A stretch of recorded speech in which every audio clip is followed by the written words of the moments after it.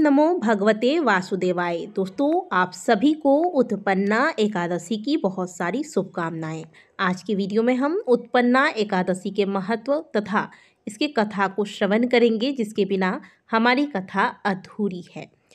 धर्मराज युधिष्ठिर कहने लगे कि हे भगवान, मैंने कार्तिक शुक्ल एकादशी अर्थात प्रबोधिनी एकादशी का सविस्तार वर्णन सुना। अब आप कृपा करके मुझे मार्गशीर्ष माह के कृष्ण पक्ष की एकादशी के विषय में भी बताइए।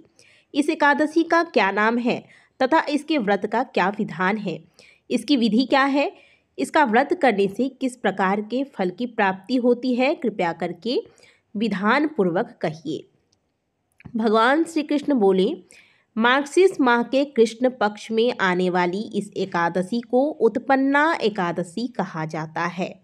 यह व्रत शंखोद्धार तीर्थ में स्नान करके भगवान के दर्शन करने से जो फल प्राप्त होता है, उसके बराबर पुण्य फल दिलाने वाला व्रत माना जाता है। व्रत करने वाले भक्त को चोर, पाखंडी, पर स्त्रीगामी, निंदक, मिथ्याभाषी तथा किसी भी प्रकार के पापी से बात नहीं करनी चाहिए। इसका महात्म्य मैं तुमसे कहता हूँ, ध्यानपूर्वक सुनो।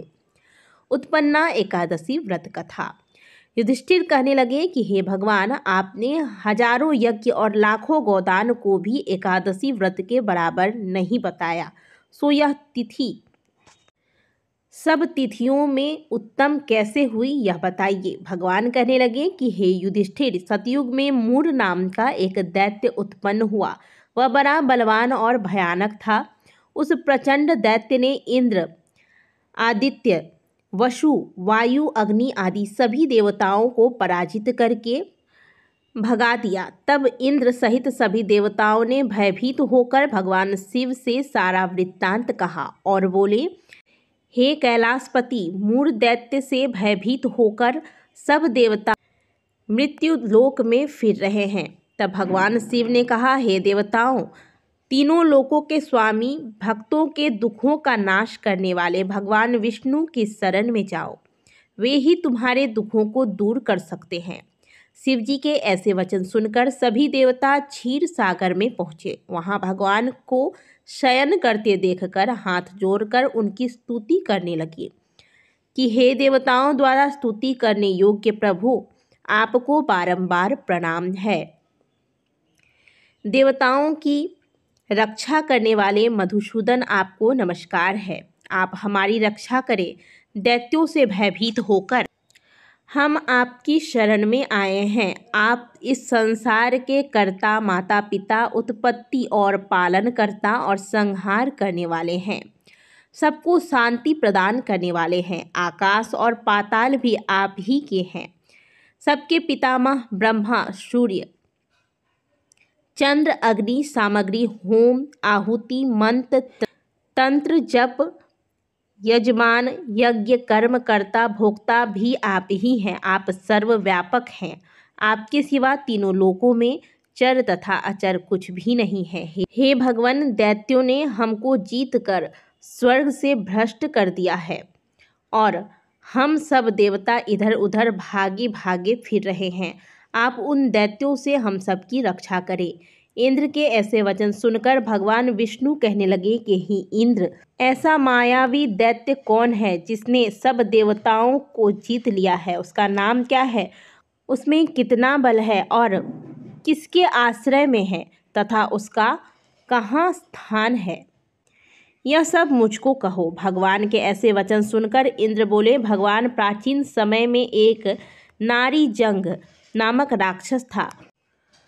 उसका महापराक्रमी और लोक विख्यात मूर नाम का एक पुत्र हुआ। उसकी चंद्रावती नाम की नगरी है। उसी ने सभी देवताओं को स्वर्ग से निकालकर वहां अपना अधिकार जमा लिया है। उसने इंद्र, अग्नि, वरुण, यम, वायु, ईश, चंद्रमा, नैऋत्य आदि सबके स्थान पर अधिकार कर लिया है। सूर्य बनकर स्वयं ही प्रकाश करता है और स्वयं ही मेघ बनकर बैठा है। वह सबसे अजेय है। हे असुर निकंदन, उस दुष्ट को मारकर देवताओं को अजेय बनाइए। यह वचन सुनकर भगवान ने कहा, देवताओं, मैं शीघ्र ही उसका संहार करूंगा। तुम चंद्रावती नगरी जाओ। इस प्रकार कहकर भगवान सहित सभी देवताओं ने चंद्रावती नगरी की ओर प्रस्थान किया। उस समय वह दैत्य मूर सेना सहित युद्ध भूमि में गरज रहा था। उसकी भयंकर गर्जना सुनकर सभी देवता भय के मारे चारों दिशाओं में भागने लगे। जब स्वयं भगवान रणभूमि में आए तो दैत्य उन पर भी अस्त्र शस्त्र आयुध लेकर दौड़े। भगवान ने उन्हें सर्प के समान अपने वाणों से बींध डाला। बहुत से दैत्य मारे गए, केवल मूर बच गया। वह अविचल भाव से भगवान के साथ युद्ध करता रहा।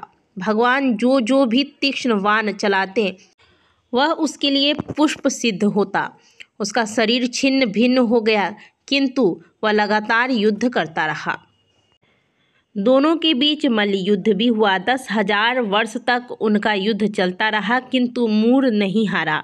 थककर भगवान बद्रिकाश्रम चले गए और वहाँ हेमवती नामक सुंदर गुफा थी, जिसमें विश्राम करने के लिए भगवान उसके अंदर प्रवेश कर गए। यह गुफा 12 योजन लंबी थी। उसका एक ही द्वार था। भगवान विष्णु वहाँ योग निद्रा की गोद में सो गए।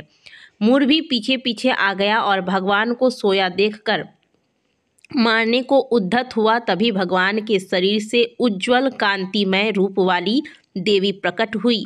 देवी ने राक्षस मूर को ललकार कर युद्ध किया और उसे तत्काल मौत के घाट उतार दिया। श्री हरि जब योग निद्रा की गोद से उठे तो उस समय बातों को जानकर उस देवी को कहा कि आपका जन्म एकादशी के दिन हुआ है, अतः आप उत्पन्ना एकादशी के नाम से पूजित होंगी।